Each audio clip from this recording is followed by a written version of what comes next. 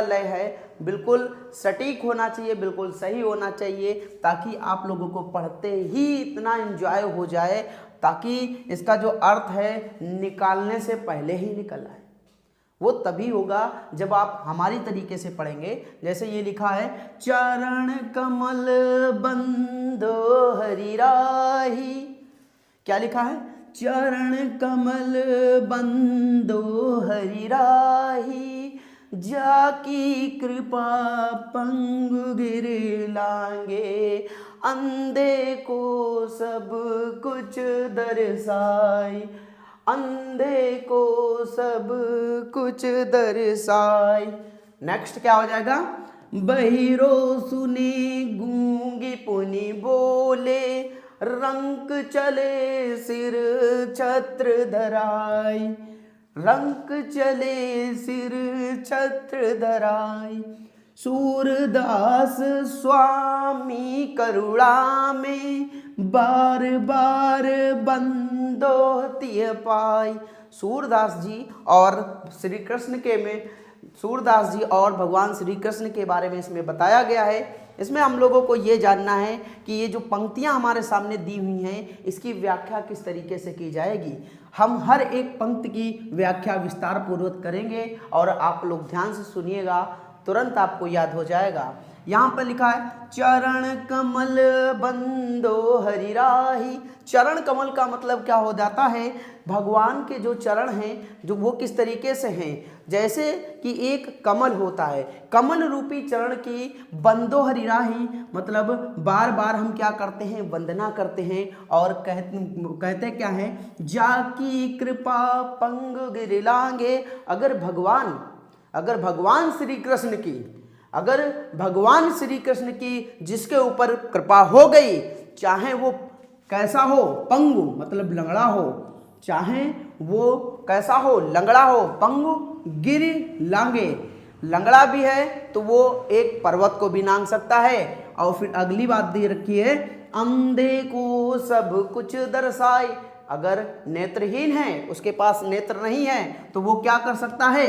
हर एक चीज को देख सकता है, अगर भगवान श्री कृष्ण की कृपा हो जाती है। उसके बाद बहिरो सुने, मतलब बहरे को भी पुनः सुनाई देने लगता है। और गूंगी पुनि बोले, गूंगा जो होता है उसको भी बोलना आ जाता है। वो कब होगा? जब भगवान श्री कृष्ण की आप बार बार आराधना करेंगे। मतलब ऐसा इस तरीके से बताया गया है कि अगर आप ईश्वर की आराधना में लीन रहेंगे तो आपको ये सारी चीज़ें सही से बिल्कुल विस्तार पूर्वक आपको आंखों के सामने देखने को मिलेंगी। ये तभी होगा जब आप धर्म से अपने रिलेट करते हैं और धर्म से जुड़े रहते हैं। लिखा है, रंक चले सिर छत्र धराई, मतलब एक सड़क छाप व्यक्ति। आपने देखा होगा जो मिडिल क्लास हैं, मिडिल क्लास से जो लोअर क्लास की फैमिली के लोग हैं, वो लोग अगर सड़क पर चलते हैं तो अगर भगवान श्री कृष्ण की कृपा हो जाए तो वो लोग भी क्या कर सकते हैं? अपने सर पर राजा के तरीके से मुकुट ताज रख के चल सकते हैं। उसके बाद अगली लाइन दी हुई है, सूरदास स्वामी करुणा में, बार बार बंदो ते पाए।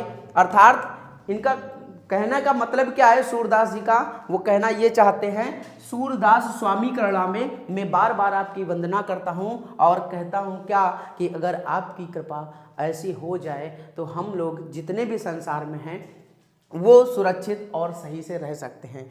अब अच्छा, इसको व्याख्या कैसे करनी है? लिखना है, सूरदास जी अपने आराध्य श्री कृष्ण के पावन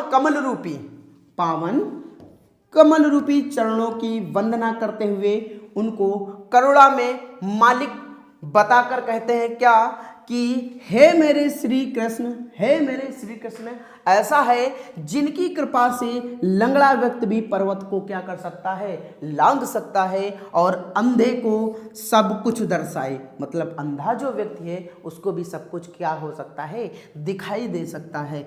बहरा व्यक्ति सुनने लगता है और गूंगा फिर से पुनः बोलना लगता है, और भिखारी भी सिर पर अपने छत्र मतलब राजा की तरह मुकुट धारण कर सकता है। कब? जब भगवान श्री कृष्ण की क्या हो जाएगी? भगवान श्री कृष्ण की क्या हो जाएगी? भगवान श्री कृष्ण की जब कृपा हो जाएगी तब ऐसा संभव हो जाएगा। उसके बाद अर्थात अत्यंत दीनहीन गरीब व्यक्ति भी धनवान हो जाता है। मतलब बहुत ज़्यादा गरीब, दीनहीन मतलब उसके पास दीन और हीन जो गरीबी है वो व्यक्ति भी क्या हो जाता है, धनवान हो जाता है। ये सूरदास जी किसके बारे में बताते हैं, भगवान श्री कृष्ण के बारे में बनाते हैं।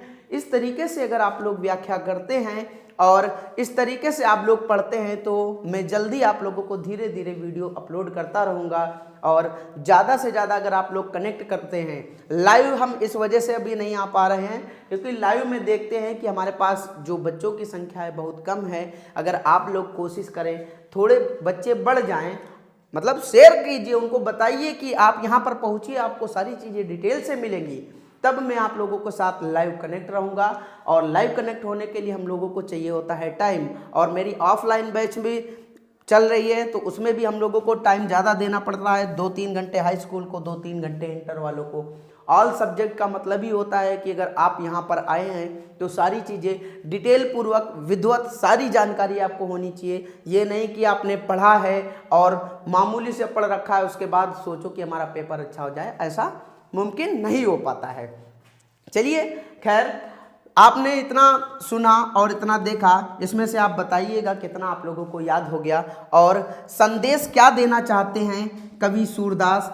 ईश्वर पर विश्वास रखें, आपकी सभी आस पूर्ण हो जाएगी। अगर आप भगवान श्री कृष्ण पर या भोलेनाथ पर या किसी भी ईश्वर की आप आराधना करते हैं उस पर पूर्ण विश्वास रखिए तो आपकी जितनी भी कामनाएं होंगी वो क्या हो जाएंगी, पूर्ण हो जाएंगी।